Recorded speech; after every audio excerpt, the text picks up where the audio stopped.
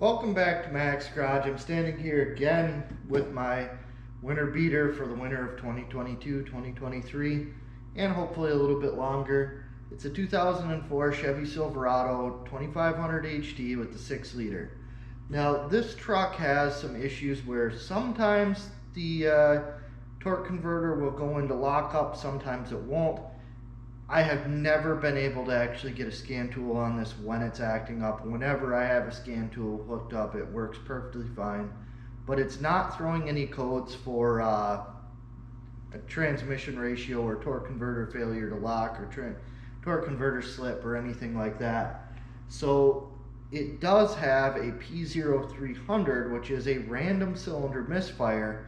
And although I can't really find anything that gives me a definitive answer on whether or not this happens, I kind of think these trucks will take lockout out or lock up out of the program when it sees misfires, because if you've got a misfiring engine and you lock the converter, then that misfire shakes through the whole transmission and driveline a lot more aggressively than if you have the converter unlocked.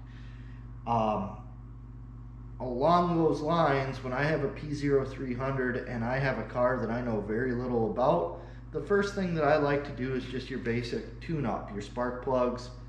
Check out the wires, maybe replace them, maybe you don't. If you've got a cap and rotor, do those as well. This one doesn't have a cap and rotor, it's got coil near plug, so it's got short little wires and spark plugs. And a lot of the time when I do a video like this, I will do one side of the vehicle first. So my plan was to do the driver's side first, get everything set, get my tools out, get kind of my procedure going pretty good, so when I make the video it works fairly well. However, I pulled the front two spark plugs out of this driver's side and didn't actually have to use a ratchet. Now I haven't touched the back ones yet, but the front two plugs, I put the spark plug, the socket, and extension on, and I was kind of twisting it to try to get it to lock down onto the hex, which you kind of do. And I couldn't get it to where it felt like it was actually locking on. So then I just kept spinning it the direction of removal, and they came out. I did not actually use the ratchet. So I haven't tried the back two yet. Let's I'll get the camera up in here. We'll throw a socket on it and see if I can twist them out by hand as well. In which case, I'm gonna feel maybe not 100%, but pretty confident I found the source of my P0300 random cylinder misfire if the spark plugs are just loose in the head, which who knows how long they've been like that, because these don't look like fresh, nice, new spark plugs either. So, cool. Alright, let's get the camera set up and we'll go after it. This is about as good as I'm going to do for a camera setup. So I've already removed cylinders 1 and 3 spark plugs. I took the wires off this whole side.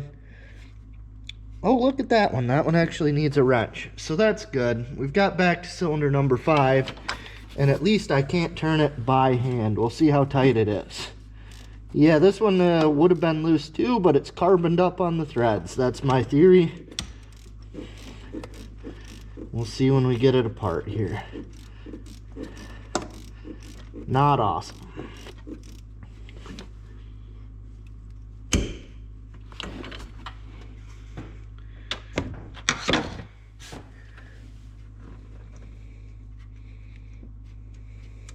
Because this was not actually tight. This was just, threads were kind of bound up a little bit.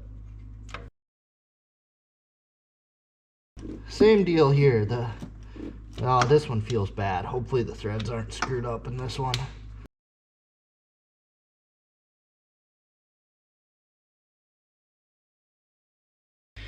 So after pulling these plugs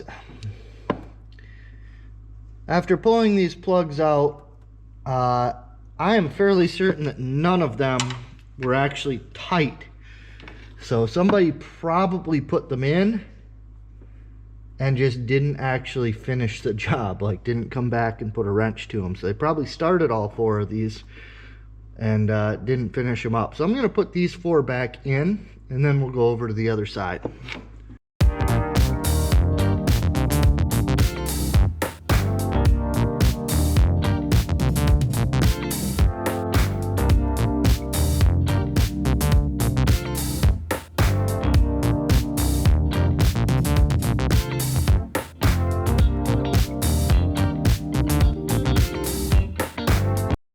Now when you're tightening these down, the general rule of thumb without looking it up is 18 foot-pounds for spark plugs. Some of your new stuff is actually super light.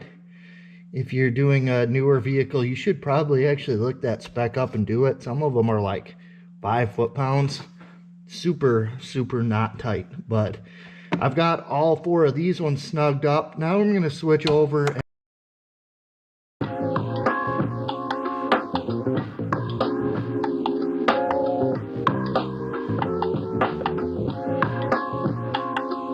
not sure if I actually recorded on the passenger side or not. So if I didn't, all 4 of those were pretty much finger tight as well. The threads were a little bit bound up, so I had to use a ratchet all the way out, but they took 0 pressure to actually break loose. So I'm going to go ahead and say all 8 spark plugs in this truck were just flat out not properly tightened. We'll see as I drive it if the P0300 random misfire comes back. But I'm kind of thinking that it's probably going to be good now. With that stuff going up through the threads and that, it can actually kind of ground it out, make it a lot harder for the spark plug to fire, gives it a weaker spark, all that good stuff. So I'll clear the codes, I'll drive it a little bit more. At some point, I'll do these valve cover gaskets because they are leaking pretty bad. I mean, I know this thing has a lot of miles. It probably burns some oil too, but it goes through a quart like every 450 miles. So that's a lot of oil usage. I'm going to try to slow down the oil consumption a little bit.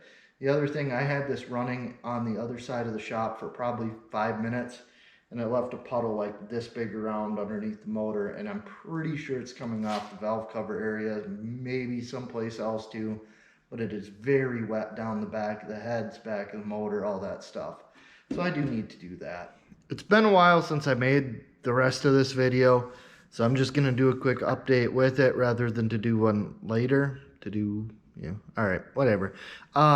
So I have driven the truck probably another 1,000 miles since doing this spark plug change, really. Not even really a full tune-up, just changing the plugs and putting them in and actually tightening them. And the lockup clutch on the converter has worked every time I've driven the truck. Obviously there are some things with, like, the colder it is, the longer it takes to go into lockup the first time because it's trying to build more heat in the transmission and the motor before it does it. So there are some cases where it takes maybe 4 or 5 miles before it really goes into lockup. That's probably an exaggeration. It's probably more like 2. But, you know, it does have different speeds depending on temperature. So it is working, and while I don't really have a definitive explanation from GM or anybody that's really within the programming of this computer, it definitely seems to me like that random cylinder misfire was causing it to stay out of lockup.